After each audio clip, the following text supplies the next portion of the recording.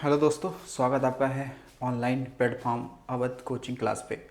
जैसे कि आपके देख पा रहे हैं कि उत्तर प्रदेश जो पुलिस खासकर कांस्टेबल का जो आगामी परीक्षा आपकी होने वाली है, उसमें कई सारे पार्टों में आपके क्वेश्चन आने वाले हैं। 150 क्वेश्चन आएंगे, उसमें से हिंदी और जीएस, मैथ और रीजनिंग के क्वेश्चन होंगे।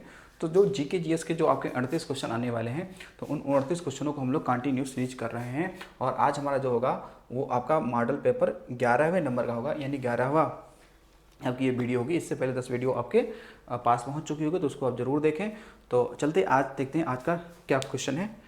आज का पहला क्वेश्चन क्या है? देखिए, आज का पहला क्वेश्चन है कि नदी द्वीप कौन सा है?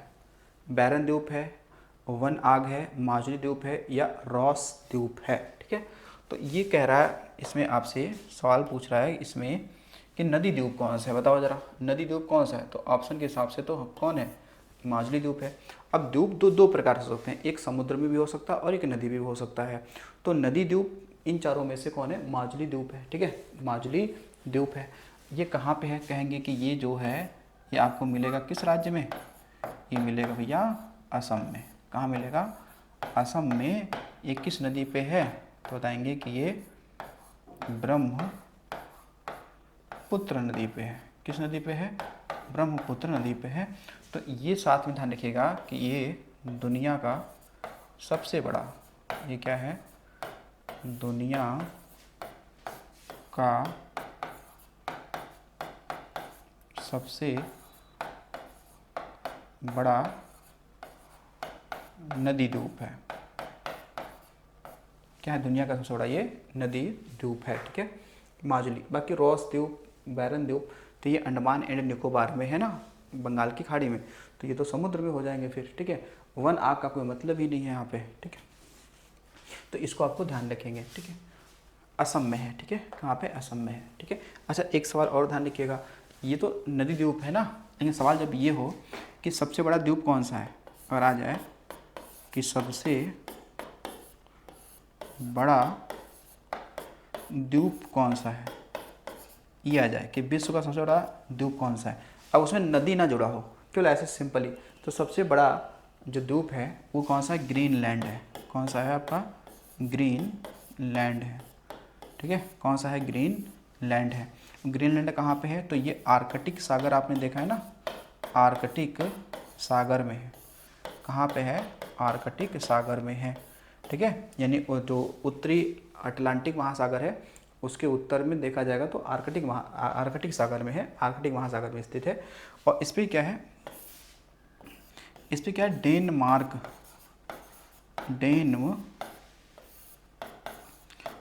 का क्या गया है? अधिकार है। यानी कि ये द्वीप किसके अधीन आता है? डेनमार्क के। किसके अधीन आता है? डेनमार्क के आता है। लेकिन भौगोलिक रूप से देखेंगे तो ये उत्तरी अमेरिका में पड़ता है। कहाँ पड़ेगा? उत्तरी अमेरिका में पड़ता है। ठीक है, देखिएगा, एशिया का प्रथम मानव डीएनए बैंक कहाँ स्थापित किया गया था? लखनऊ में, बरेली में, इलाहाबाद में, कानपुर में। तो एशिया का पहला जो मानव डीएनए बैंक जो स्थापित किया गया था, ये किया गया था लखनऊ में। कहाँ किया गया था? ये किया गया था लखनऊ में। ठीक है, ध्यान रखें कहाँ पे है? लखनऊ में। लखनऊ में ही देखेंगे, यहाँ पे राष्ट्रीय कथक संस्थान है। यहाँ पे क्या है? यहाँ पे राष्ट्रीय कथक संस्थान है। तो राष्ट्रीय कथक संस्थान की स्थापना कब हुआ था?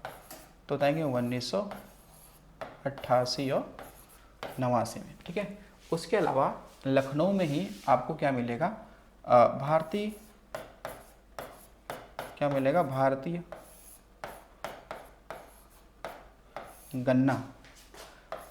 गन्ना अनुसंधान संस्थान मिल जाएगा।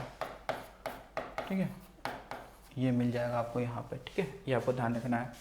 उसके अलावा बरेली में तो पशु चिकित्सा जो है ना, आपके भारतीय पशु चिकित्सा संस्थान या पक्षी। तो अब देखोगे यहाँ पर बरेली में एक जगह पड़ता है, कौन सा? इज्जत नगर बरेली में। यहाँ पे आपको 2 संस्थान हैं। यहाँ पे कितने संस्थान हैं? यहाँ पे 2 संस्थान हैं। एक का नाम है भारतीय पशु चिकित्सा संस्थान, ठीक है, यहाँ पे है। इसके अलावा क्या है यहाँ पे, भारतीय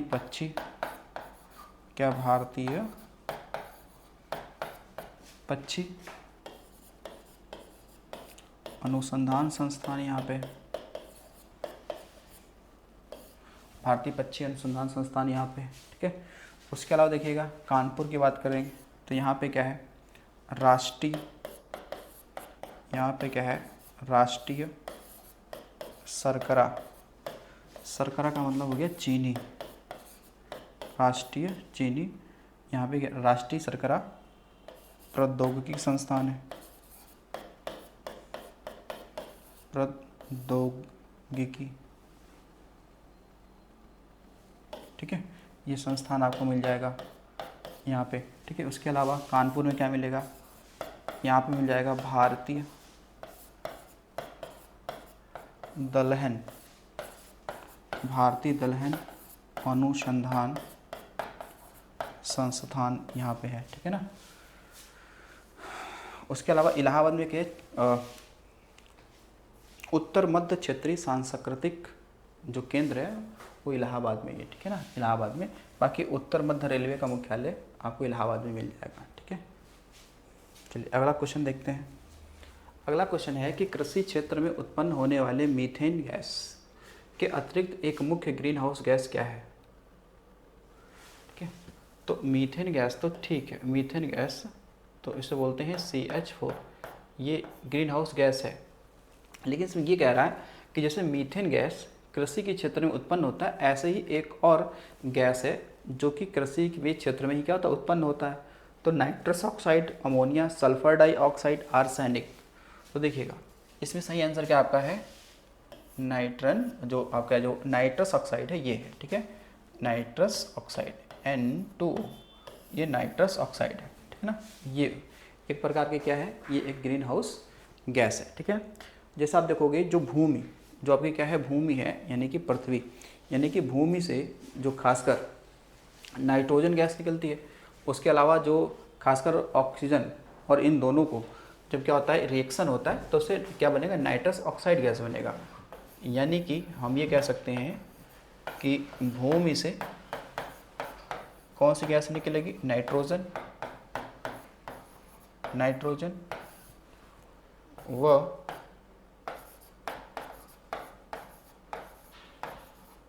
वायुमंडल से ऑक्सीजन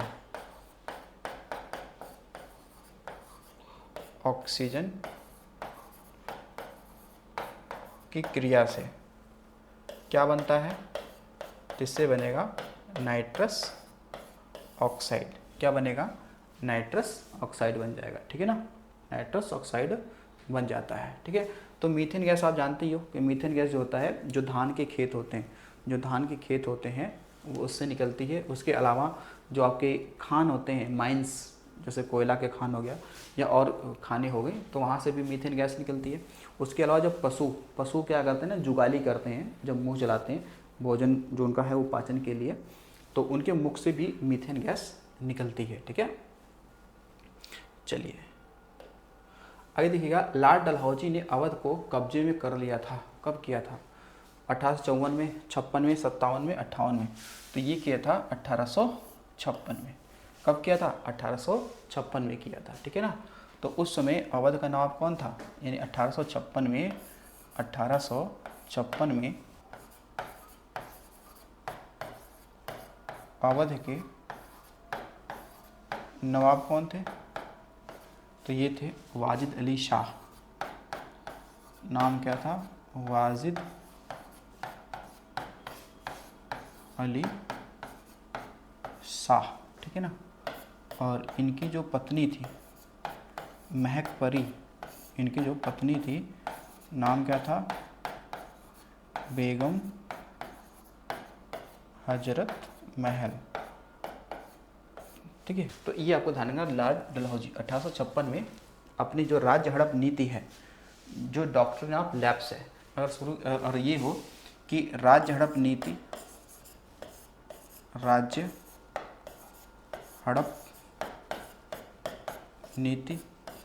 या फिर कहें doctrine of labs, doctrine of labs, या इसे कहते हैं व्यापकत, हिंदी में कहते हैं व्यापकत का सिद्धांत, व्यापगत का सिद्धांत। यानी इंग्लिश में आप एक ही ध्यान रखो, डॉक्ट्रिन ऑफ लैब्स, ठीक है ना। ये किसने शुरू किया था? तो ये शुरू किया था किसने? तो डलहौजी ने। किसने शुरू किया था? डलहौजी ने शुरू किया था, ठीक है। आगे देखिएगा, खतरनाक कचरों से पाए जाने वाले 2 रासायनिक पदार्थों के प्रत्यक्ष प्रभाव के फलस्वरूप मृत्यु हो सकती है, वे पदार्थ कौन से हैं? ठीक है, क्या लिखा है? खतरनाक कचरों से पाए जाने वाले 2 रासायनिक पदार्थों के प्रत्यक्ष प्रभाव के फलस्वरूप मृत्यु हो सकती है, वे पदार्थ कौन है? Arsenic, cadmium, sulphur, chlorine, mercury cyanide या मरकरी सल्फर। तो देखो इसमें जो आपका ये है ना, मरकरी और साइनाइड, तो ये तो हमें पहले से पता है ना कि साइनाइड जो है ये दुनिया का सबसे जहरीला पदार्थ है। दुनिया क्या है? सबसे जहरीला पदार्थ है भाई। साइनाइड से ही तो आपने देखा है कि जो कोयला के खदानों से जो आपके हीरा निकाला जाता है, तो उस हीरे को साफ़ किया जाता है किससे? साइनाइड से ही साफ़ किया जाता है, ठीक है। तो मरकरी और साइनाइड। अच्छा, अब देखिएगा थोड़ी सी बात करेंगे मरकरी को लेकर, ठीक है। मरकरी ध्यान रखिएगा कि एकमात्र द्रव धातु है, द्रव धातु है जिसका प्रतीक चिन्ह क्या है? Hg। Hg यानी कमरे के ताप पर ये लिक्विड अवस्था में पाई जाती है। कौन सी? मरकरी। अब मरकरी आप देखेंगे तो जो खासकर बैरोमीटर होता है, कौन सा?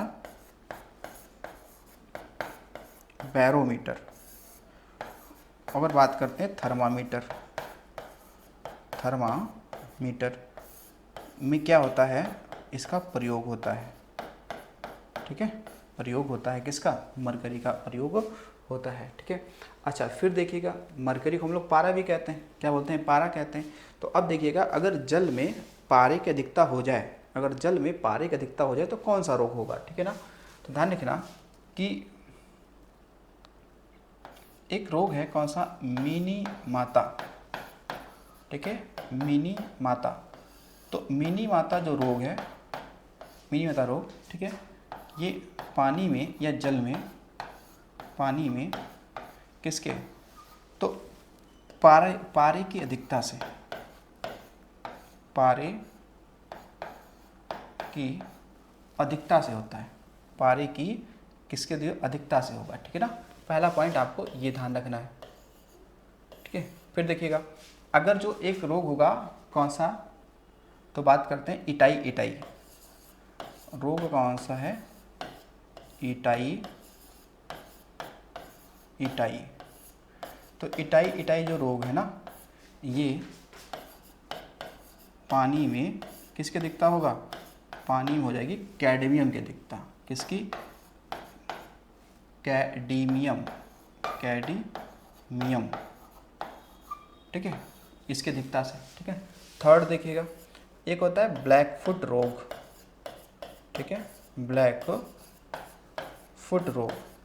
तो जो ब्लैक फुट रोग है, ब्लैक फुट जो रोग है, ये अगर जल में क्या हो जाए? पानी में किससे अधिकता? आर्सेनिक की। पानी में किससे अधिकता हो जाए? आर्सेनिक की। तो आर्सेनिक अधिकता अगर पानी में हो जाती है तो फिर कौन सा रोग हो जाता है? ब्लैक फुट रोग हो जाता है, ठीक है ना। और आपको ध्यान होना चाहिए कि बिहार वाले क्षेत्र में और कहाँ? पश्चिम बंगाल वाले क्षेत्र में पानी में आर्सेनिक की अधिकता है। क्या है? आर्सेनिक की अधिकता है। तो मरकरी और साइनाइड को आपको ध्यान रखना चाहिए, ठीक है ना। चलिए अगले क्वेश्चन पे चलते हैं। अगला क्वेश्चन है कि लठमार होली कहाँ मनाई जाती है? बरसाना में, वृंदावन में, बनारस में या फिर कुशीनगर में? तो लठमार होली जो है ना, ये कहाँ का है? ये है बरसाना का, ठीक है ना। बरसाना जो है ये भैया राधा जी का गांव है, राधा जी का गांव है, ठीक है, गांव है, ठीक है, इनका गांव है, ठीक है। तो राधा जी का ये गांव है, ठीक है। तो खासकर दूसरे क्षेत्र से, यानी कि दूसरे क्षेत्र से लोग होली खेलने आते हैं बरसाना। कहाँ आते हैं? बरसाना आते हैं, ठीक है। यानी कि नंदगांव अगर बात करें तो जो नंदगांव के जो लोग होते हैं वो होली खेलने कहाँ आते हैं? बरसाना, राधा जी के गांव में आते हैं, ठीक है। तो जो महिलाएं होती हैं उसे होरी यारिन कहते हैं, ठीक है, और जो पुरुष होते हैं उसे होरियारे कहते हैं, ठीक है। यहाँ पर तो ये बरसाना में होता है लट्ठमार होली, ठीक है, ध्यान रखिएगा। लट्ठमार होली कहाँ होता है? बरसाना में होता है, ठीक है। उसके अलावा आप अगर देखा जाए तो चिता भस्मी होली अगर बात की जाए तो बनारस में होता है। यहाँ पे क्या होता है? यहाँ पे चिता भस्मी होलिकोत्सव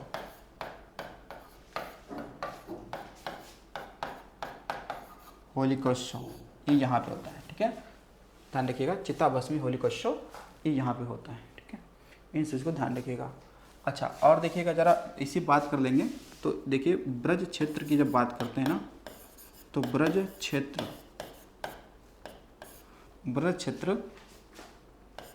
कि अगर हम बात कर लें लोक नृत्य इम्पॉर्टेंट है, इसलिए थोड़ा सा यहाँ पे हमें लग रहा है लिखना ज़रूरी है, ठीक है भैया। देखो कौन कौन से हैं।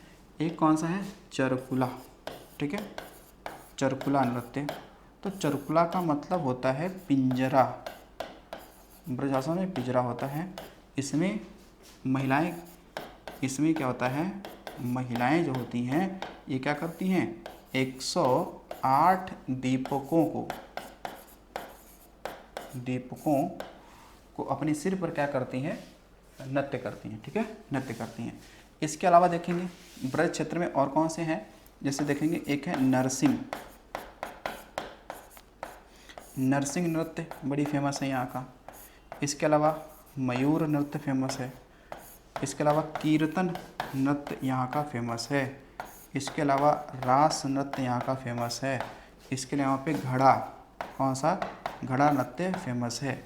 इसके अलावा और यहाँ पे कोई है नृत्य जो है, और घड़ा नृत्य हो गया, रास नृत्य हो गया, ठीक है, कीर्तन हो गया, मयूर हो गया, और यहाँ पे एक मिलेगा झूला नृत्य, कौन सा है? झूला आदि। तो ये सब ब्रज क्षेत्र की हैं। कहाँ के हैं? ब्रज क्षेत्र के ये से, ठीक है, ये सब ब्रज क्षेत्र के हैं ये नृत्य, ठीक है, ध्यान रखेंगे। चलिए अगले क्वेश्चन पे चलते हैं। 1916 में लखनऊ समझौता महत्वपूर्ण था क्योंकि इसके बाद कांग्रेस ने क्या किया था?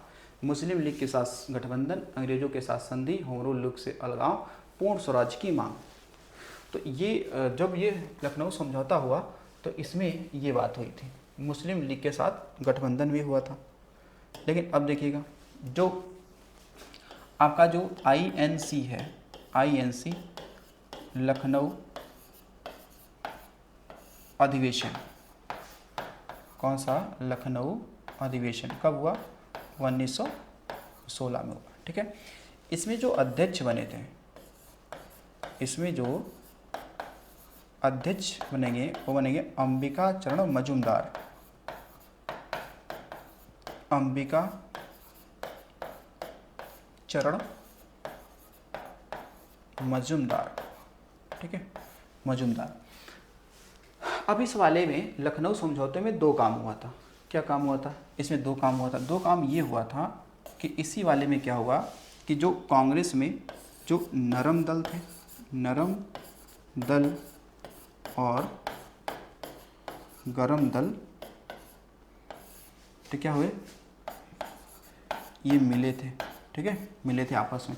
पहला एक काम हुआ। दूसरा काम क्या? दूसरा काम ये हुआ कि कांग्रेस, क्या हुआ कि कांग्रेस व लीग का क्या हुआ? गठबंधन हुआ। क्या हुआ? गठबंधन हुआ, ठीक है ना। यानी कि जो मुस्लिम लीग है वो कांग्रेस से मिल जाती है। कब? 1916 में मिल जाती है, ठीक है। इसलिए इसे कांग्रेस लीग योजना भी कहते हैं। क्या बोलते हैं? लखनऊ अधिवेशन को ही कांग्रेस लीग योजना या अधिवेशन कहा जाता है, ठीक है। तीसरी बात एक और ध्यान रखिएगा कि जब चंपारण सत्याग्रह जब शुरू हुआ था तो गांधी जी को सूचना या गांधी जी को बुलावा किसने, किस अधिवेशन में दिया था और कहाँ पे मिले थे? तो वो यही मिले थे लखनऊ अधिवेशन में, ठीक है ना। तो जो राजकुमार शुक्ल थे, राजकुमार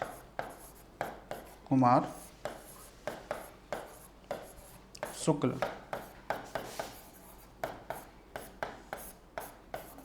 गांधी जी से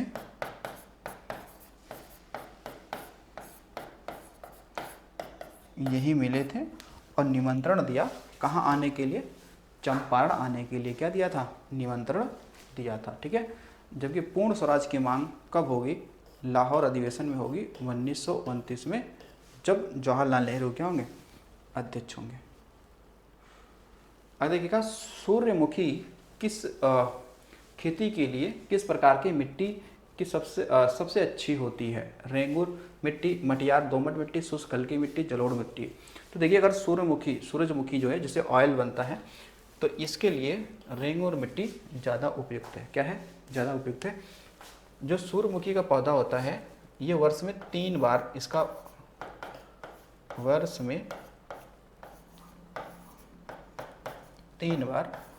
बोया जाता है, यानी कुल मिला के ये रबी, जायद और खरीफ तीनों की फसल है। ठीक है, और सूर्यमुखी खासकर इससे क्या बनता है, तो जो तेल की बात करते हैं ना, तेल इसका ज़्यादा इम्पोर्टेंट है। ठीक है, सरकार द्वारा किस भाषा को सबसे पहले एक प्रतिष्ठित भाषा के रूप में घोषित किया गया था, तमिल को, मराठी को, बांग्ला को, कन्नड़ को। ठीक है, तो देखो सबसे पहले किया गया था इसे, तमिल को। प्रतिष्ठित का मतलब हो गया शास्त्रीय। ठीक है ना, ध्यान रखिएगा, शास्त्रीय। तो जो तमिल भाषा है ना, तमिल भाषा, तो तमिल भाषा को कब, 2004 में, ठीक है, शास्त्रीय या प्रतिष्ठित, ना प्रतिष्ठित भाषा बना था। ठीक है, बना था। बाकी इसके अलावा देखा जाए तो संस्कृत भी है। कौन है, संस्कृत को कब बनाया गया था, इसको बनाया गया था 2005 में घोषित किया गया था। ठीक है, तो वैसे तो वर्तमान में टोटल कितने हैं, वर्तमान में प्रतिष्ठित या फिर शास्त्रीय भाषा की संख्या कितनी है, 9 है। कितनी है, 9 है।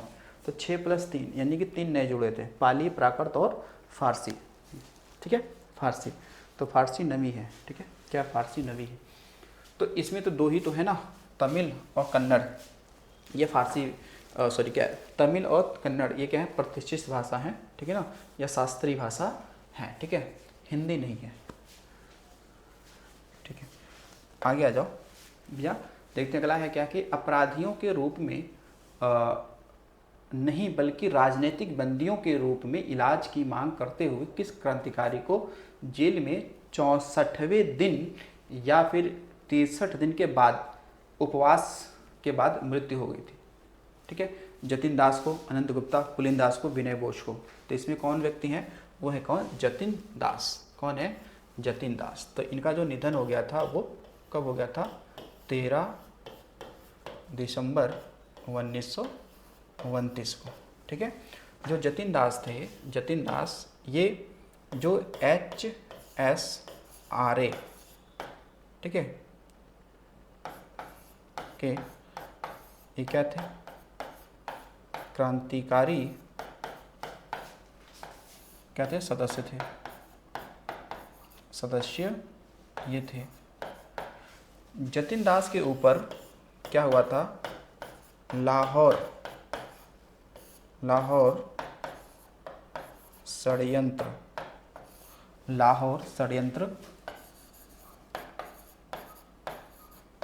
मुकदमा चल रहा था। ठीक है ना, चल रहा था इनके ऊपर। ठीक है, तो इन्होंने क्या किया कि 64 दिन तक इन्होंने क्या किया, उपवास किया था, और इसी उपवास के दौरान इनका क्या हो गया, निधन हो गया। ठीक है, क्या हो गया, निधन हो गया। ठीक है, चलिए अगला क्वेश्चन देखते हैं। अगला क्वेश्चन है कि संसद के खर्च किसके द्वारा नियंत्रित किए जाते हैं, राष्ट्रपति, वित्त आयोग, प्रधानमंत्री या नियंत्रक एवं महालेखा परीक्षक। ठीक है, तो सही तो आंसर इसमें कौन है, सही आंसर भाई आपका कौन सा है, नियंत्रण एवं महालेखा परीक्षक, इसे हम लोग CAG कहते हैं ना, क्या बोलते हैं, CAG यानी कंप्ट्रोलर ऑडिटर जनरल, ठीक है, यानी कैग बोलते हैं इसे, कैग। अब देखो कैग की बात करते हैं तो ये कैग संविधान के किस भाग में होगा, तो ये भाग तो हो जाएगा कौन सा, भाग हो जाएगा 5, और अनुच्छेद कहाँ से कहाँ तक है, अनुच्छेद है 148 से लेकर 151 तक, कहाँ है, 148 से लेकर 151 तक। इसकी नियुक्ति कौन करेगा भाई, अगर जो नियुक्ति की बात करते हैं तो नियुक्ति कौन करेगा, तो इसकी नियुक्ति करता है राष्ट्रपति। कौन करेगा, राष्ट्रपति करेगा, ठीक है ना। और राष्ट्रपति के प्रसाद पर्यंत पद ये धारण करेगा, यानी राष्ट्रपति जब तक चाहेगा तब तक अपने ये पद पे बने रहेंगे, ठीक है, तब तक अपने पद पे ये बने रहेंगे, ठीक है। ये क्या करता है कि मतलब कि संसद में जो भी वित्त विधेयक या जो भी धन विधेयक पास हो रहा है, ठीक है, किस पे पैसा कितना खर्च होना है, मतलब कि ये सरकार के जो खर्चों में कमी कौन लाता है, तो ये नियंत्रण एवं महालेखा परीक्षक लेकर आता है, ठीक है ना। यानी कि मतलब पैसे कम खर्च हो और बेहतर प्रशासन योजना बनाया जा सके, ठीक है, ये इसका एक काम होता है। तो नियंत्रण एवं महालेखा परीक्षक, ठीक है, ये आपको ध्यान रखिएगा। 148 में इसकी नियुक्ति कौन करता है, राष्ट्रपति करता है, ठीक है ना।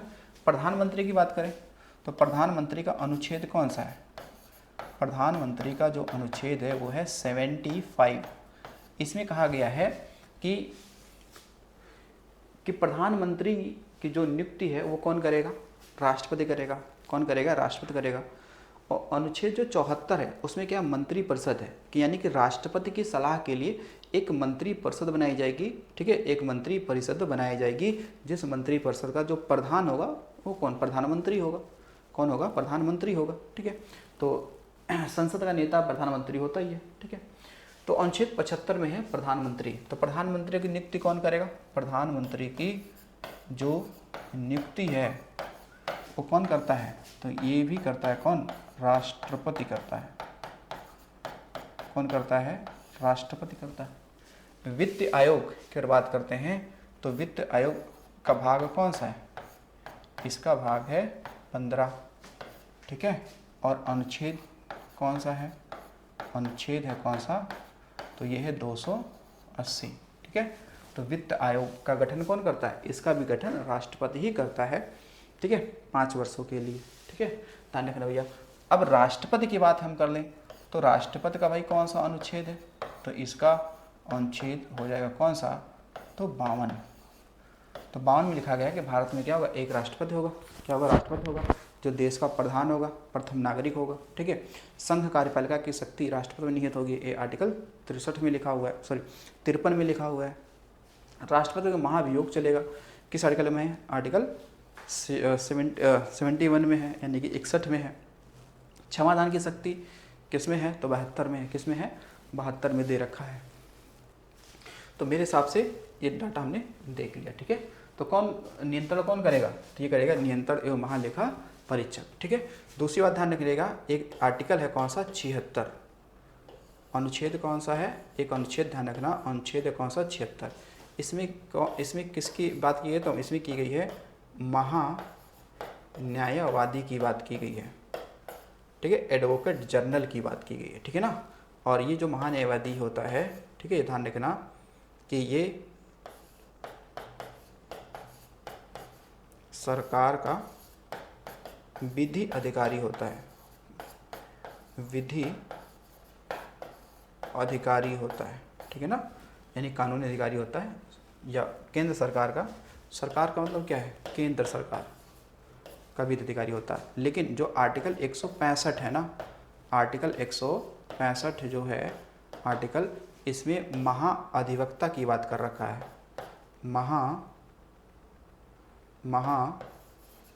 महाधिवक्ता की बात कर रखा है। तो जो महाधिवक्ता है ये राज्यों में होता है, यानी कि ये राज्य का सबसे बड़ा विधि अधिकारी है। राज्य का क्या होता है, ये विधि अधिकारी होता है, राज्य का सबसे बड़ा ये विधि अधिकारी होता है, ध्यान रखना, महाअधिवक्ता, ठीक है ना, 165 के तहत। आगे चलिए, अगला क्वेश्चन है कि म्यूचुअल फंड को और शेयर बाजारों के लिए मूलभूत विनियामक प्राधिकरण किससे प्राप्त है? भारतीय प्रतिभूति एवं विनियमन बोर्ड, भारत सरकार, भारतीय रिजर्व बैंक, स्टॉक एक्सचेंज। तो सही आंसर तो क्या है? सही आंसर तो भारतीय प्रतिभूति एवं विनियमन बोर्ड है। कौन है? विनियमन बोर्ड है। अब देखिएगा, इसको हम लोग जैसे शॉर्ट में भाई क्या कहोगे? शॉर्ट में कहेंगे हम लोग सेबी। क्या है? सेबी, यानी इसे कहेंगे security exchange board of India. क्या बोलेंगे? Security exchange board of India. क्या बोलेंगे? Security exchange board of India. स्थापना की अगर बात करेंगे, इसकी स्थापना कब हुआ था? ठीक है भैया, स्थापना अगर पूछा जाता तो बताते 1988। ठीक है, जबकि इसका एक्ट कब बन के आया था? एक्ट थोड़ा बाद में आया था, 1992 में, जनवरी 1992 में इसका एक्ट बन के आया था। ठीक है, सीबी का मुख्यालय तो मुंबई में है। इसका मुख्यालय कहाँ पे है? इसका हेड क्वार्टर कहाँ पे है? तो ये है मुंबई में। ठीक है, कहाँ पे है? मुंबई में। अब सेबी की फर्स्ट महिला अध्यक्ष या फिर वर्तमान में अध्यक्ष कौन है इसकी? इसकी वर्तमान में अध्यक्ष कौन है? तो माधवी पुरी बुच ये हैं। तो ये सेबी की पहली महिला अध्यक्षा भी हैं और वर्तमान में ये अध्यक्ष ही हैं। ठीक है, तो ये ध्यान रखिएगा, भारतीय प्रतिभूति एवं विनियमन बोर्ड। ठीक है ना, इसका काम होता है म्यूचुअल फंड और शेयर मार्केट को क्या करना? कंट्रोल करना। ठीक है, ये ध्यान रखेंगे। आगे देखिएगा, अगला है कि ब्रज भाषा बोलने वालों का घर किस क्षेत्र में आता है? ऊपरी दोआब क्षेत्र में, निचले दोआब क्षेत्र में, बुंदेलखंड में या रुहेलखंड में? ठीक है, तो ये तो ब्रज भाषा कहाँ बोली जाती है? यहाँ बोली जाएगी निचली दोआब क्षेत्र में, क्योंकि निचली दोआब क्षेत्र में ही कौन कौन से शहर आते हैं भाई? देखो, यहाँ पर आगरा आ जाता है, आगरा के बाद मैनपुरी आता है इसी में। ठीक है ना, मथुरा तो भैया केंद्र ही है ब्रज भाषा का। ठीक है, मथुरा हो जाएगा। ठीक है, धौलपुर हो जाएगा। ठीक है, आदि ये सब निचली दोआब क्षेत्र में आते हैं। ठीक, कहाँ आते हैं? निचली दोआब क्षेत्र में आते हैं। ऊपरी दोआब क्षेत्र में समझ लगता है खड़ी बोली बोली जाती है। ठीक है, अब देखो, उत्तर प्रदेश में विकलांग व्यक्तियों के लिए विश्वविद्यालय कहाँ स्थापित किया गया है?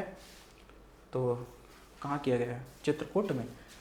ये किया गया है कहाँ पर? चित्रकूट में। नाम क्या है? नाम देखो, नाम इसका ये है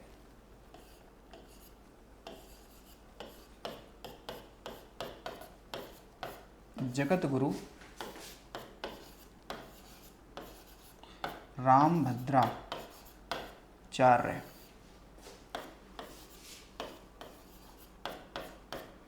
दिव्यांग विश्वविद्यालय। ठीक है, ये चित्रकूट में। और यहाँ पे 100% सीटें दिव्यांगों के लिए हैं। ठीक है, किसके लिए हैं? दिव्यांगों के लिए हैं। ठीक है, 100 की 100 सीटें किसके लिए हैं? दिव्यांगों के लिए हैं। जो आपके लखनऊ में है शकुंतला विश्वविद्यालय जो है, वहाँ पे 50% सीटें जनरल के लिए हैं और 50% सीटें दिव्यांगों के लिए। ठीक है, वहाँ 50-50 का है, लेकिन यहाँ पे 100% सीटें किसकी हैं? तो ये हैं दिव्यांगों के लिए। ठीक है, तो जगत गुरु रामभद्राचार्य दिव्यांग विश्वविद्यालय। ठीक है, ये यहाँ पे है। तो ये शायद 2000 या 2001 में इसकी स्थापना हुई थी। ठीक, चित्रकूट में। ठीक है, अब देखो जो चित्रकूट है ना, इससे ध्यान रखना कि चित्रकूट में ही आपको मिलेगा क्या? रानीपुर वन्यजीव अभ्यारण्य, और इसी में है ठीक है टाइगर रिजर्व। तो यूपी का चौथा टाइगर रिजर्व यही है। ठीक है, कौन सा? रानीपुर वाला। कहाँ पे है? चित्रकूट में है। अब चित्रकूट जो है ये ध्यान रखिए कि यहीं पर आपको मिलेगा क्या? मंदाकिनी या पयस्विनी नदी किनारे ये जिला है।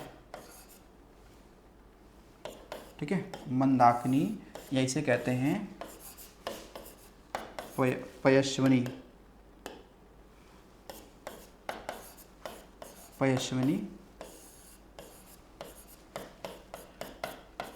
नदी तट पर। ठीक है ना, यहाँ पे चित्रकूट में कामदगिरी पर्वत यहीं पे भैया, ध्यान रखिएगा। कौन सा? कामदगिरी पर्वत कहाँ पे है? यहीं पे है, ठीक है। यूपी का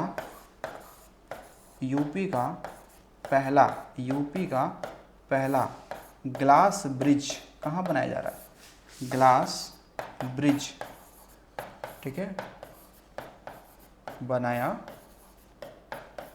जा रहा है, ठीक है।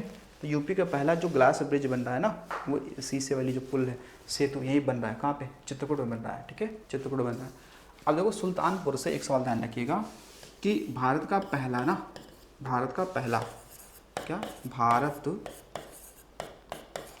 पहला कृषि विज्ञान केंद्र यहीं खोला गया था। कृषि विज्ञान केंद्र यहीं खोला गया था, ठीक है ना। कृषि विज्ञान केंद्र, ठीक है, यहीं खोला गया था, ठीक है, सुल्तानपुर। क्यों सुल्तानपुर? देखेंगे किस नदी किनारे है? ये गोमती नदी किनारे ना सुल्तानपुर, यूपी का जिला है, यहीं पे, ठीक है। बाकी कानपुर को हम लोग चमड़ा उद्योग के लिए बड़ी फेमस है ना कानपुर, ठीक है। लखनऊ को कहते हैं नजाकत नफासत का शहर कहते हैं, ठीक है। या आगे देखो, ऋग्वेद में निहित गायत्री मंत्र किस देवता को समर्पित है? बताओ जरा। अग्नि, मारुत, इंद्र, सावित्री। तो ये संबंध है किसको है? सावित्री, ठीक है, सावित्री या सविता भी कहते हैं। तो ये ध्यान रखना कि ऋग्वेद के तीसरे मंडल में कौन सा था? तो ये ऋग्वेद के तीसरे मंडल में, ठीक है। जो सावित्री है सूर्य, ऋग्वेद के तीसरे मंडल में, ठीक है ना, गायत्री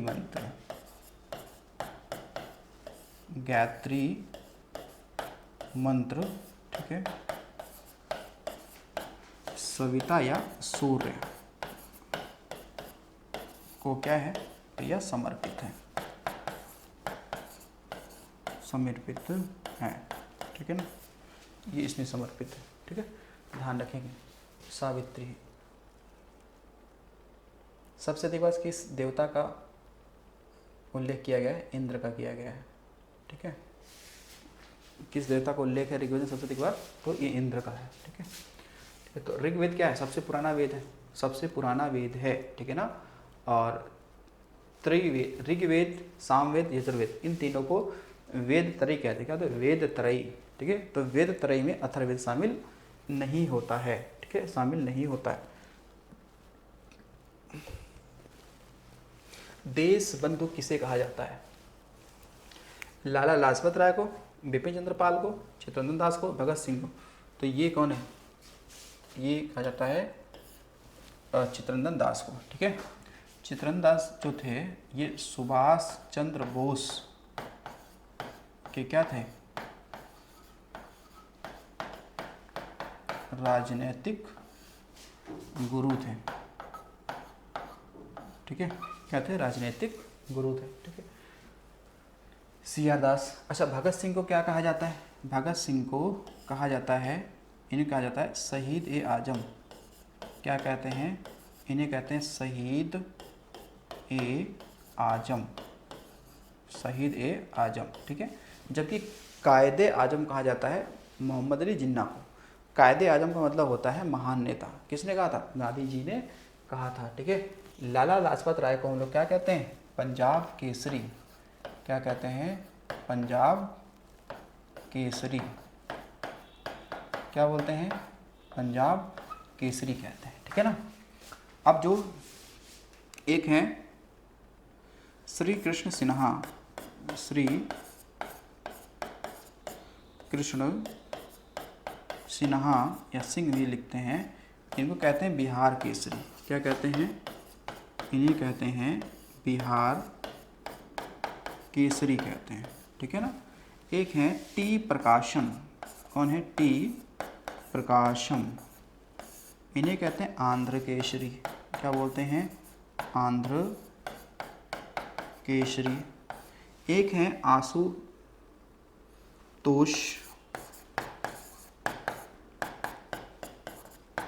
आशुतोष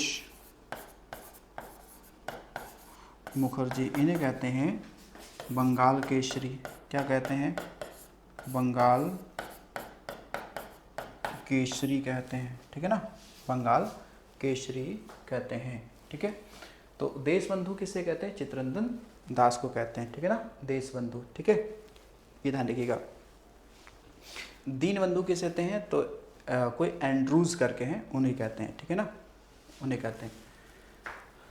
तो ये आपको ध्यान रखना है, ठीक है। तो चलते हैं आगे, देखते हैं। अब बहुत सारे ऐसे लोग हैं, जैसे आप देखेंगे सीमांत गांधी या फ्रंटियर गांधी किसे कहते हैं?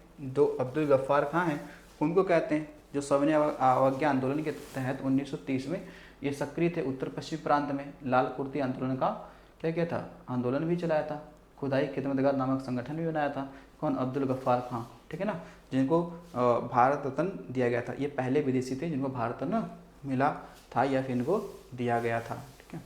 तो इस तरीके से ध्यान रखेंगे। आओ जरा अगला देखते हैं क्वेश्चन। 2011 की जनगणना के अनुसार कौन सा एकमात्र राज्य था जिसका वर्ष 2001 से 2011 के दौरान ऋणात्मक घातीय जनसंख्या वृद्धि थी? नागालैंड, गोवा, सिक्किम या केरल? तो इसमें कौन सा राज्य था? इसमें था कौन सा? नागालैंड। कौन सा था? नागालैंड, ठीक है। यानी इसमें मतलब नागालैंड में नकारात्मक वृद्धि हो गई। क्या हो गई? नेगेटिव में इंक्रीजमेंट हो गया, ठीक है ना। तो यहाँ पर देखा जाए, यहाँ पे जनसंख्या वृद्धि क्या थी? यहाँ पे जनसंख्या वृद्धि ऋणात्मक थी। कैसे थी? माइनस का 0.61% जनसंख्या क्या हुई? वृद्धि हुई, यानी निगेटिव में वृद्धि हो गई। किसमें हो गई? माइनस में हो गई। माइनस का मतलब ये नहीं हो जनसंख्या बढ़ी नहीं, माइनस का मतलब ये नहीं जनसंख्या बढ़ी, माइनस का मतलब ये हो गया कि यानी कि जो 2001 से पहले, क्योंकि 10 वर्ष जनगणना होती है ना, तो यानी पे अगर ये देखा जाए,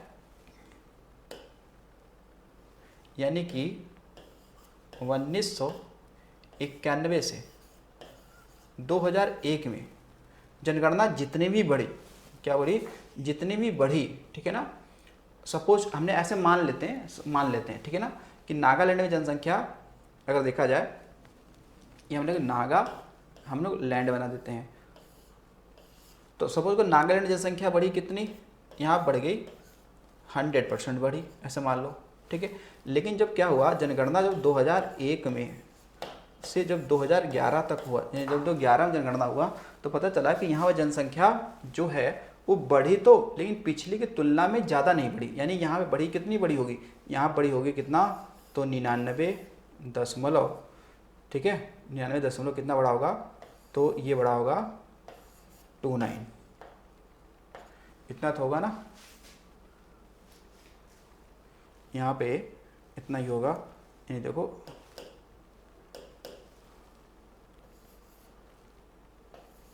इतना होगा, ठीक है, इतना होगा। तो अब देखो, जाहिर सी बात है कि यहाँ पर कितना का अंतर आ रहा है? यहाँ पे अंतर कितने का आ रहा है? यहाँ पे अंतर आ रहा है कितने का? तो 0.61% का आ रहा है, ठीक है, इतने का अंतर आ रहा है। मतलब कि जितना पहले बढ़ा था ना, उतना नहीं बढ़ा, उससे कम बढ़ा, ठीक है, ये इसका मतलब होता है, ठीक है। तो नागालैंड को ध्यान रखिए, ठीक है। और नागालैंड में बड़ी फेमस एक फेस्टिवल है ना, ध्यान रखिएगा। नागालैंड की स्थापना बात करें तो इसकी स्थापना होती है 10 दिसंबर 1963 को स्थापना होती है। नागालैंड में एक यहाँ पे हॉर्नबिल फेस्टिवल मनाया जाता है, हॉर्नबिल फेस्टिवल।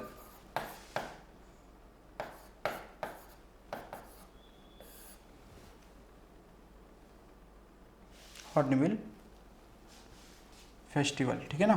तो हॉर्नबिल फेस्टिवल मनाया जाता है यहाँ पे। हॉर्नबिल क्या है? एक पक्षी, ठीक है, एक क्या है? पक्षी है, ठीक है। आगे जाओ। मथुरा कला स्कूल कब अपने शिखर पर पहुंचा था? वैदिक काल में, मौर्य काल में, मुगल काल में या कुषाण काल में? तो शिखर पे पहुंचने की बात आएगी ना, तो फिर पहुंचा था किसके काल में भाई? कुषाण, ठीक है। कुषाण काल का अगर देखा जाए सबसे प्रतापी शासक कौन था? प्रतापी, ठीक है, शासक कौन था? तो किसे बताओगे? कनिष्क को। कौन था भाई? वो कनिष्क था। कौन था? कनिष्क था, ठीक है। और इसके शासनकाल में, ठीक है, कनिष्क था, कुषाण वंश का, ठीक है ना। तो जो एक बार सुना होगा, शक संवत सुना है ना, इसने तो चलाया था, कनिष्क ने ही चलाया था। क्या इसने चलाया था?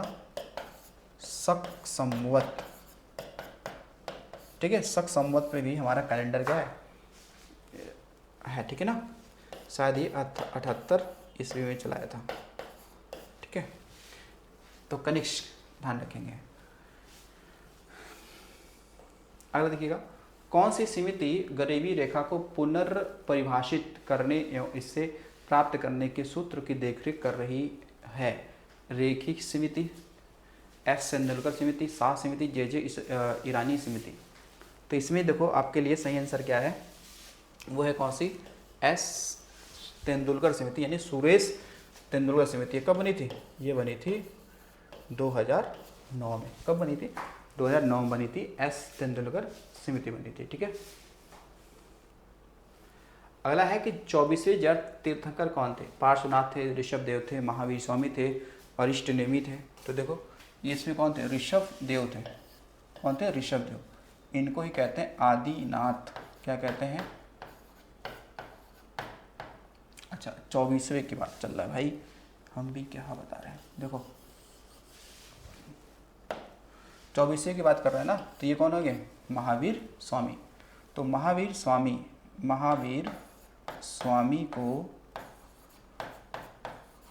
जैन धर्म का क्या मानते हैं? वास्तविक, क्या मानते हैं? वास्तविक संस्थापक मानते हैं। क्या मानते हैं? वास्तविक संस्थापक। ये देखो वास्तविक लिखा हमने, ठीक है, वास्तविक लिखा, ये भी ध्यान रखना। लेकिन जो ऋषभ देव हैं, ऋषभ देव या फिर जिनको क्या कहते हैं?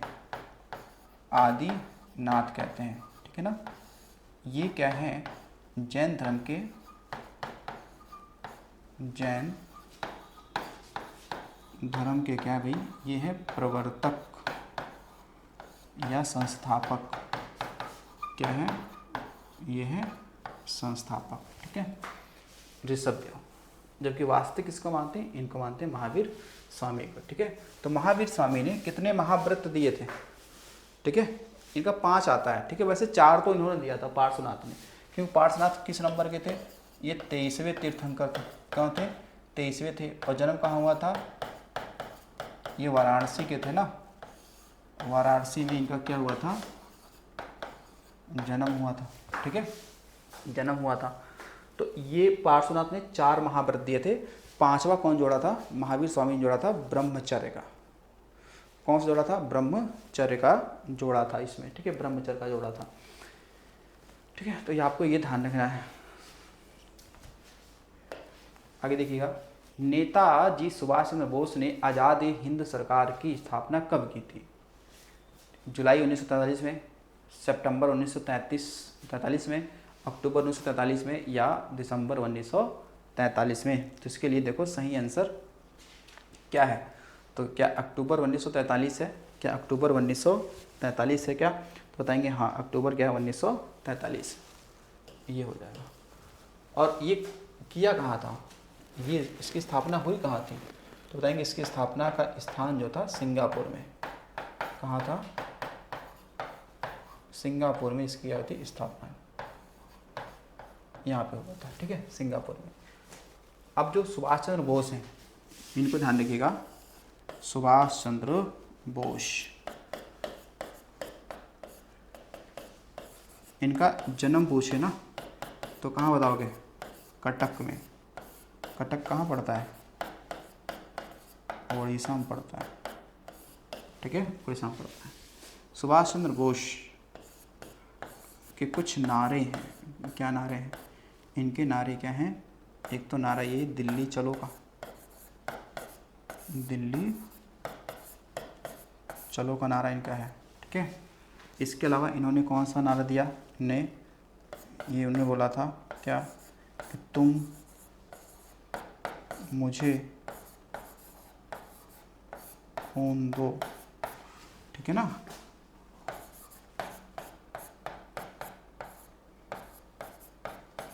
मैं तुम्हें आज़ादी दूंगा, ठीक है, ये नारा इनका था, ठीक है, ये नारा इनका था, ठीक है। ये ध्यान रखिएगा, आपको इतना बात है, ठीक है।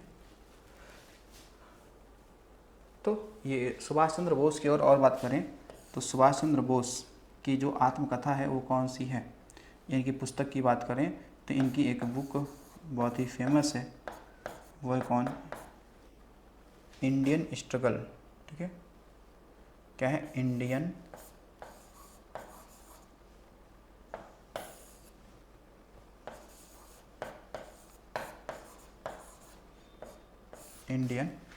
स्ट्रगल,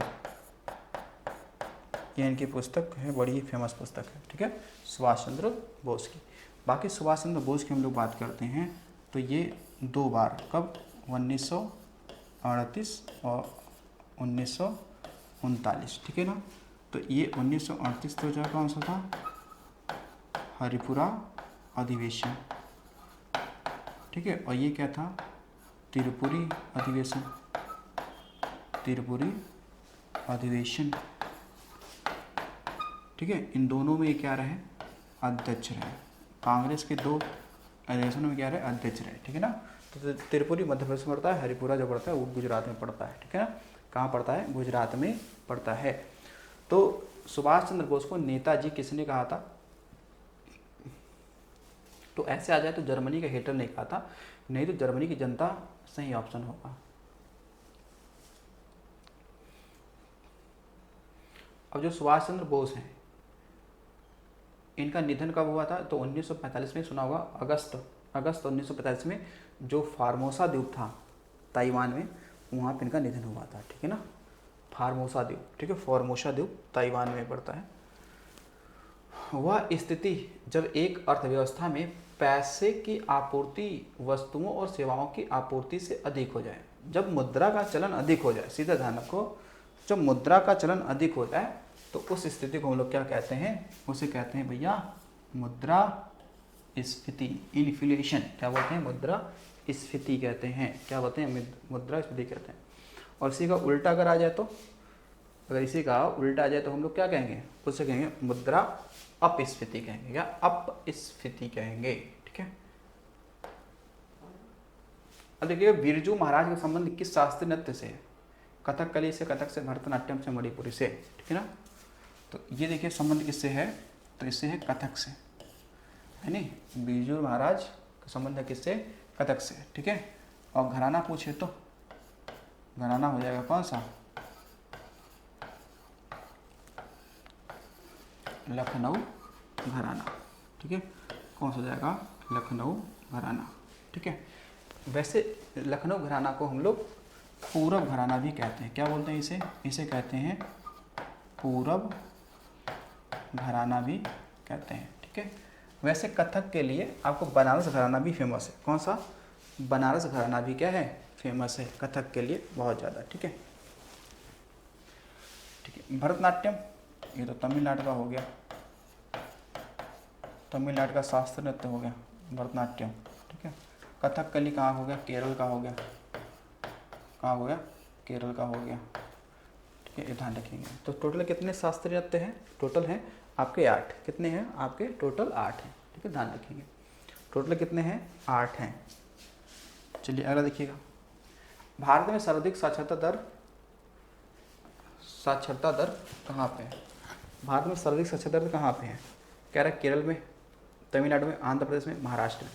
तो सबसे अधिक कहाँ पे, सबसे अधिक तो भाई केरल में है, कितना है, 94%। ठीक है, सेकंड पे कौन है, सेकंड पे है मिजोरम।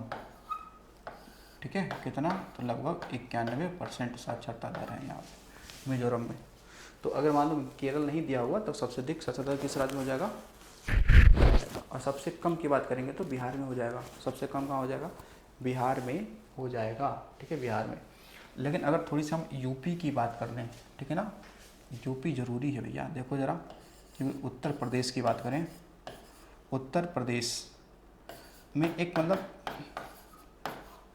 एवरेज साक्षरता दर कितनी है, एवरेज तो दर ये कितनी है, तो बताएंगे 67%। कितना भैया, 67%।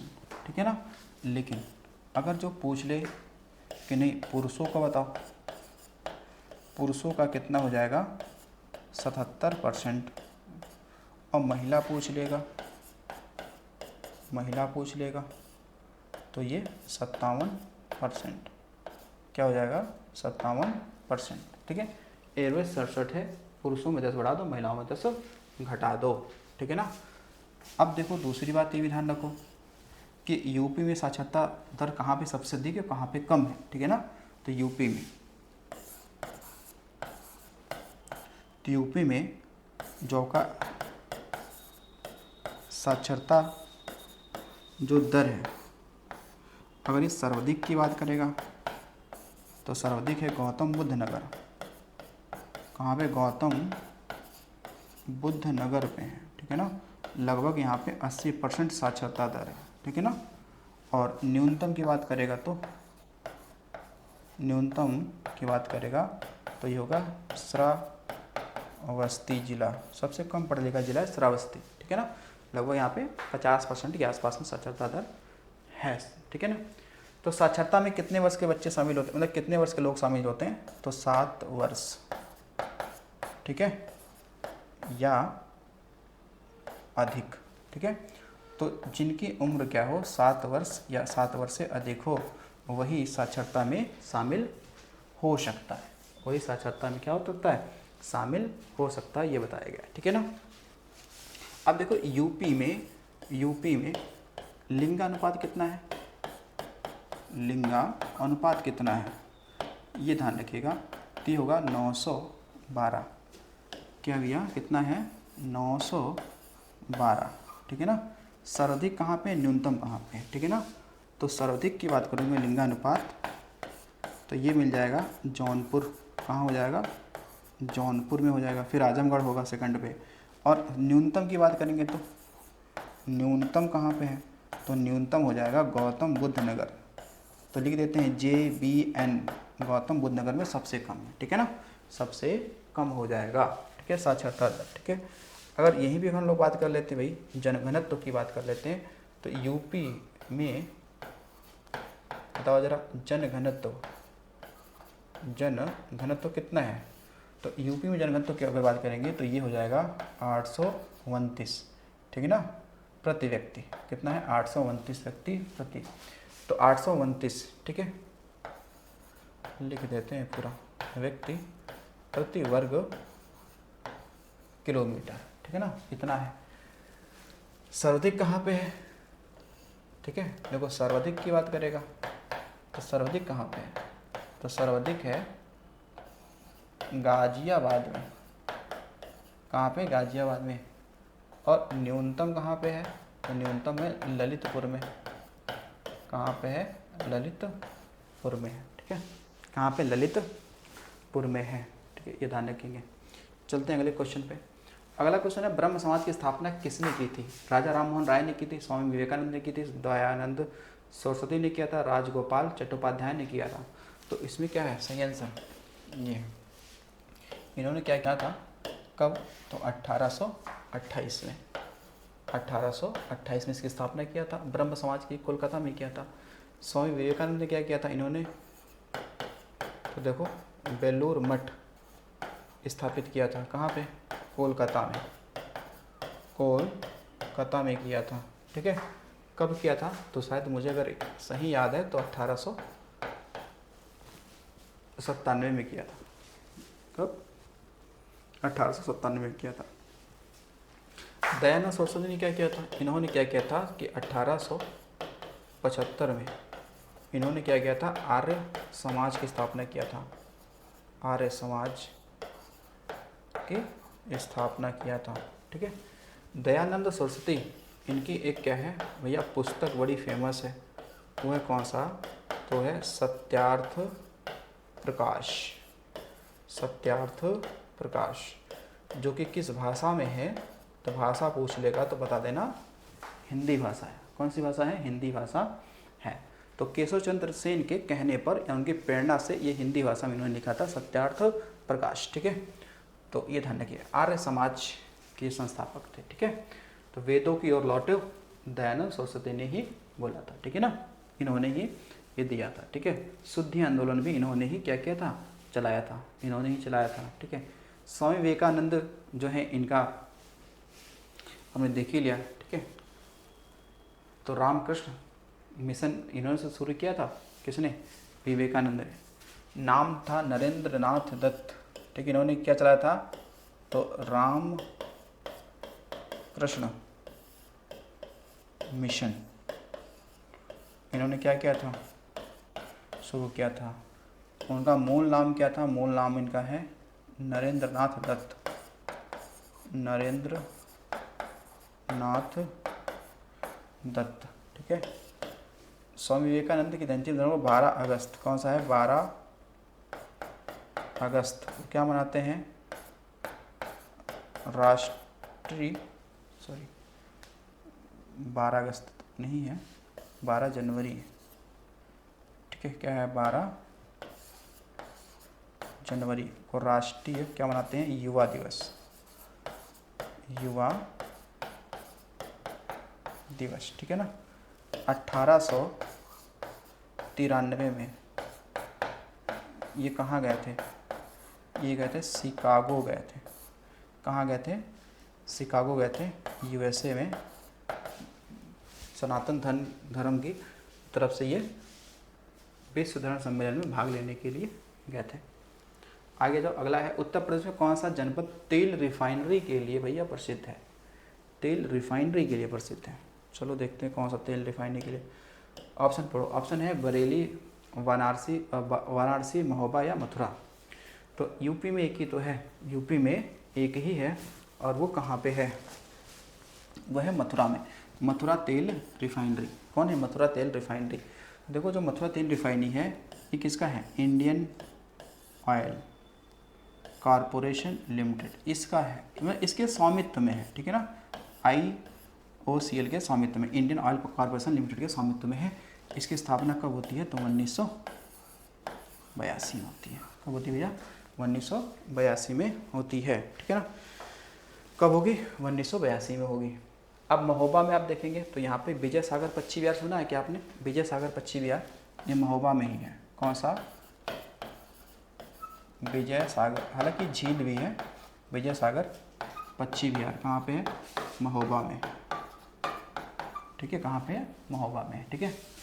कछुआ वन्य जीव कहाँ पे है? देखो कछुआ वन्य जीव विहार कहाँ पे है? बनारस में, ठीक है। बनारस में देखो ब्रोकेट कला सुना होगा, ब्रोकेट कला और गुलाबी मीनाकारी, गुलाबी मीनाकारी जो क्या कलाकृति है, कहाँ की फेमस है? बताओ जरा।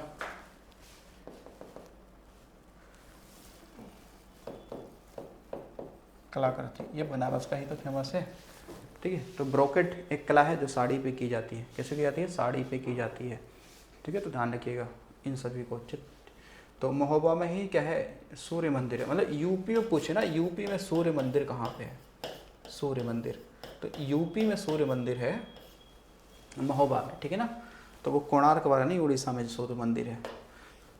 मुद्रा का क्या तात्पर्य है? मूल्य का मापक, कर्मचारी को मिलने वाला वेतन, लाभांश, किसी राज्य की प्रतिवर्ष कुल आय।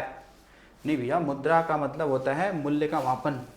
भाई अगर जो मूल्य है तो मूल्य का मापन क्या है? मुद्रा है। तो मुद्रा से ही तो किसी चीज़ की वैल्यू मापी जाती है, ठीक है ना।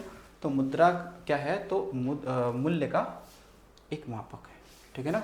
भारतीय मुद्रा का चिन्ह क्या है? बताओ। भारतीय मुद्रा का चिन्ह ये इस तरीके से, ठीक है। जो ये किसने?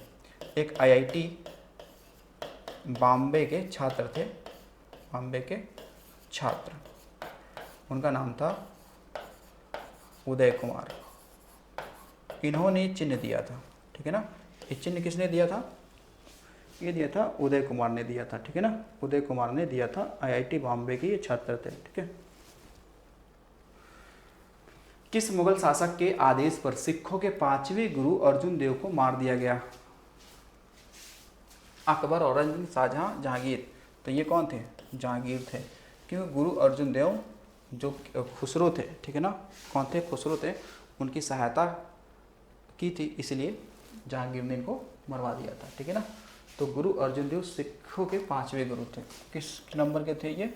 5वें थे, ठीक है ना, गुरु अर्जुन देव। ठीक है, अगर इनकी बात करें तो जो आपने खासकर सुना होगा आदि ग्रंथ का क्या किया था? इन्होंने संकलन किया था। क्या किया था? संकलन किया था, ठीक है ना। जो गुरु अंगद हैं उन्होंने क्या किया था? गुरुमुखी लिपि का उन्होंने विकास किया था। गुरु अंगद जो कि दूसरे सिख धर्म के दूसरे गुरु थे, ठीक है। ठीक है, जो आपके गुरु अंगद थे, गुरु अंगद, इन्होंने क्या किया था? गुरुमुखी लिपि विकसित की थी, लिपि विकसित की थी इन्होंने, ठीक है ना। तो जहांगीर हो जाएगा यहाँ पे, ठीक है ना। तो जो औरंगजेब था ये, इसने क्या किया था? नौवें जो सिख गुरु थे तेग बहादुर को तेग बहादुर की क्या कर दी? हत्या कर दी थी। क्या कर दी? हत्या कर दी, ठीक है। और 10वें व अंतिम गुरु कौन हुए? तो गुरु गोविंद सिंह, ठीक है ना। इनका जन्म कहाँ हुआ था? इनका जन्म हुआ था पटना में, जो पटना साहिब आपने सुना होगा, है नहीं, पटना में हुआ था। तो इन्होंने गुरु पद को समाप्त कर दिया था। किसने?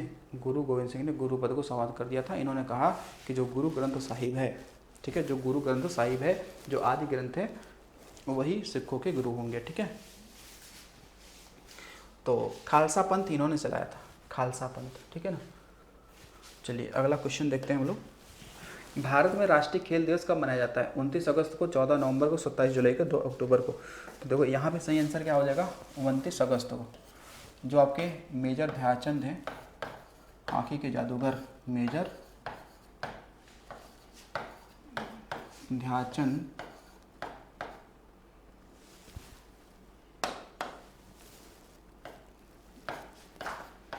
की जयंती पर, ठीक है, जयंती पर ये मनाया जाता है, ठीक है। तो मेजर ध्यानचंद ये यूपी के किस जिले के थे? तो इनका जन्म जो हुआ था ना, इनका जन्म हुआ था इलाहाबाद में, ठीक है। हॉकी के बेहतर खिलाड़ी थे, ठीक है। 14 नवंबर को क्या मनाते हैं? तो बाल दिवस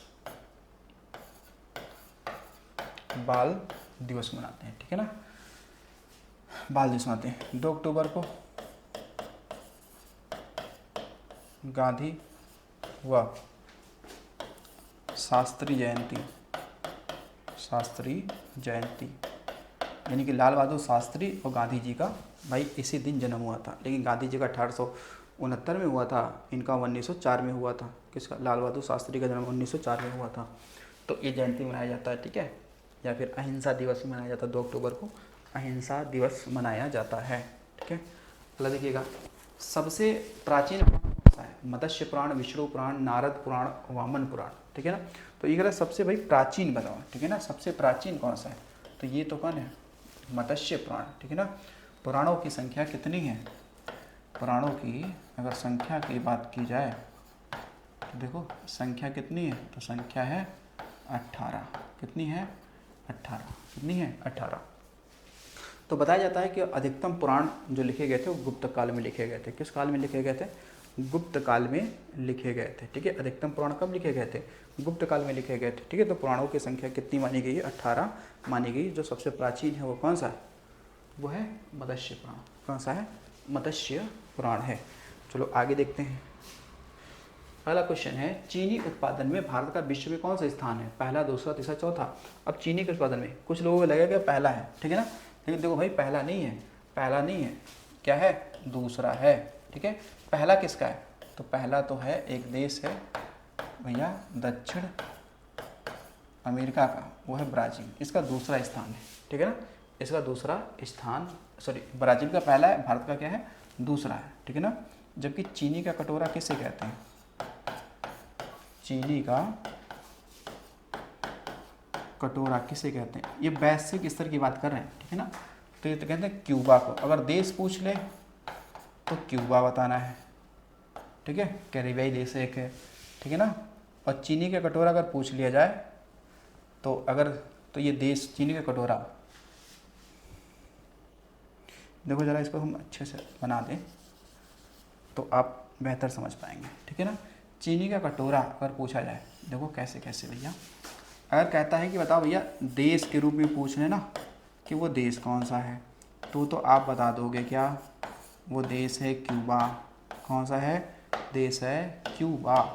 अगर पूछे भैया राज्य कौन सा, बता दो ज़रा, राज्य पूछ लेगा तो बता दोगे राज्य है कौन सा?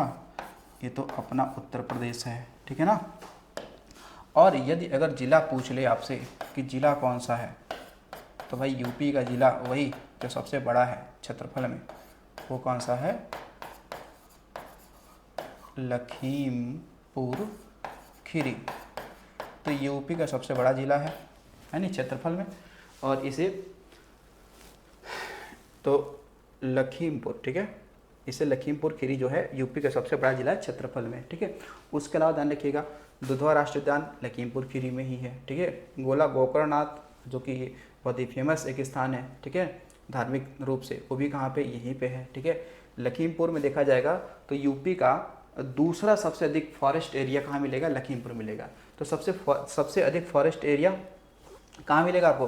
वो मिलेगा सोनभद्र में। जबकि दूसरा सबसे अधिक वन वाला जंगल वाला जिला कौन सा है? तो लखीमपुर खीरी हो जाता है, ठीक है। तो ये देश क्यूबा, राज्य यूपी और जिला लखीमपुर खीरी। चीनी का कटोरा ध्यान रखिएगा, ठीक है। अगले क्वेश्चन पे चलिए, अगला क्वेश्चन देख लेते हैं। अगला क्वेश्चन है कि रोमन स्टोरीज पुस्तक के लेखक कौन है? झुम्पा लाहिरी, सलीमा नसरीन, शर्मिष्ठा मुखर्जी। तो रोमन स्टोरीज के जो पुस्तक के लेखक हैं ये हैं झुम्पा, कौन है? लाहिरी। कौन है? झुम्पा लाहिरी, ठीक है। अच्छा, इसमें देखिएगा अब जो तस्लीना नसरीन है और जो शर्मिष्ठा मुखर्जी है, तो शर्मिष्ठा मुखर्जी की एक पुस्तक है जो आपके लिए इम्पोर्टेंट होनी चाहिए। वो कौन सा है? Pranab my father. Pranab my father और क्या है? ए डॉटर, ठीक है। तो प्रणव माई देखो इसको ध्यान हो कि जो इनकी पुस्तक कौन सी है? प्रणव माई फादर, ठीक है।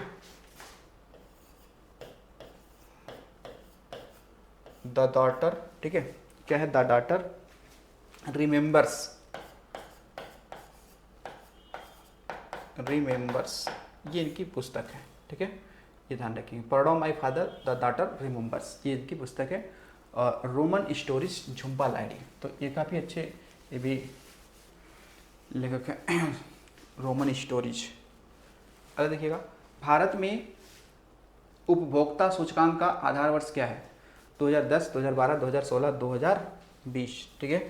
तो ये है आपका कौन सा? 2012, ठीक है ना।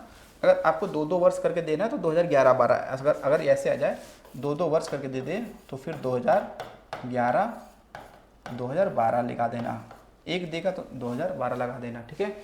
अच्छा, अब देखो ना, जो उपभोक्ता सूचकांक आधार वर्ष है ना, ये अब बदला जा रहा है।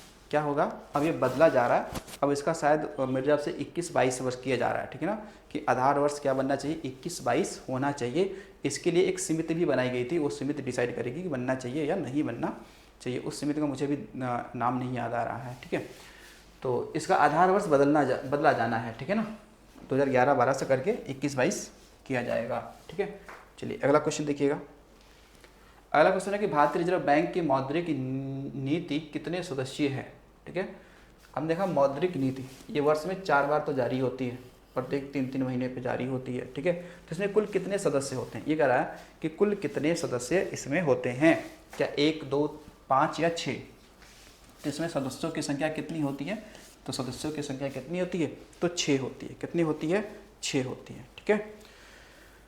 मौद्रिक नीति ये प्रत्येक 3 वर्ष पे जारी होता है नहीं, तो यानी कि साल में 4 बार जारी होगा, ठीक है। ताकि भारतीय रिजर्व बैंक के बारे में भैया सब लोग जानते हो। इसके ध्यान रखें, इसका जो और लोगो है ना, लोगो ज़रा ध्यान रखो, लोगो क्या है इसका, तो लोगो है एक, क्या है इसमें, क्या है, पाम आयल है, नहीं है, पाम आयल ट्री है ना, पाम ट्री है एक, क्या है, पाम ट्री है एक, वह एक क्या है, शेर है, नहीं शेर है, ठीक है, पाम ट्री है और एक शेर है, किस पे, भारतीय रिजर्व बैंक का जो लोगो है ना उसके ऊपर ये छपा हुआ मिल जाएगा आपको, ठीक है। आगे देखिएगा, भारत में बागवानी उत्पादन में शीर्ष स्थान किस राज्य का है, पश्चिम बंगाल का, राजस्थान, उत्तर प्रदेश का, मध्य प्रदेश का, ठीक है ना। तो इसमें तो हो जाएगा कौन सा, उत्तर प्रदेश, क्या हो जाएगा, उत्तर प्रदेश। तो उत्तर प्रदेश किस किस में भैया आगे है, ज़रा बताओ किस किस में आगे है, तो ये आगे हो जाएगा, एक तो भाई जनसंख्या, किस में है, जनसंख्या में पहले स्थान पे है, इसके अलावा जो भैया गेहूँ है, गेहूँ के उत्पादन में है, इसके अलावा ये अमरूद में है, किस में है, अमरूद में है, इसके अलावा ये किस में है, आम में है, उसके अलावा ये किस में है, चीनी के उत्पादन में अधिक है, ठीक है, गोवंश में भी ये क्या है, पहले स्थान पे है, कौन सा, उत्तर प्रदेश, ठीक है, कौन सा है, उत्तर प्रदेश, ठीक है। राजस्थान की बात करें तो राजस्थान दूध उत्पादन में पहले स्थान पे है, ठीक है ना, दूध उत्पादन में ये क्या है, शीर्ष स्थान रखता है, यूपी सेकंड पे आ गया है, ठीक है ना, इसके उत्पादन में, ठीक है। पश्चिम बंगाल देखा जाए तो पश्चिम बंगाल देखा जाए तो ये है भाई चावल उत्पादन में शीर्ष स्थान पे है, चावल यानी कि भाई धान की बात कर ले, ठीक है। और इसके अलावा जूट उत्पादन में पहले स्थान पे कौन सा, पश्चिम बंगाल। मध्य प्रदेश किस स्थान पे है, तो ये दाल के उत्पादन में, दाल उत्पादन में शीर्ष स्थान रखता है, ठीक है ना। अच्छा, एमपी को पता क्या कहते हैं, एमपी को हम लोग कहते हैं भारत का इथोपिया, क्या कहते हैं, भारत का इथोपिया कहते हैं, ठीक है ना। इथोपिया देश है कहाँ का, ये है अफ्रीका महाद्वीप का, ये क्या है देश, अफ्रीका महाद्वीप का ये देश है, ठीक है। तो ये इतना डाटा आपको ध्यान रखना चाहिए, ठीक है ना। तो उत्तर प्रदेश बागवानी में भी पहले स्थान पे रखता है, वैसे आलू के उत्पादन में भी यूपी पहले स्थान पे है, ठीक है, किसमें, आलू। और भी तो भैया आम, मलिहाबादी आम तो फेमस ही है यूपी का, ठीक है। तो ताज ब्रांड के नाम से बिकता है आलू दूसरे राज्यों में, और नवाब ब्रांड से बिकता है आम दूसरे राज्यों में या देशों में, ठीक है। अगर देखिएगा, COP28 का आयोजन किस शहर में हुआ है, नई दिल्ली में, जिनेवा में, पेरिस में, दुबई में, ठीक है। तो ये जो 28 हुआ ना, ये हुआ दुबई में, दुबई भैया UAE, ठीक है ना, यहाँ पे हुआ है क्या, COP28 यानी कि कॉन्फ्रेंस ऑफ पार्टीज़, क्या है, कॉन्फ्रेंस ऑफ पार्टीज, ठीक है। ये कौन कराता है, ये कराता है UNFCCC, ये कराता है,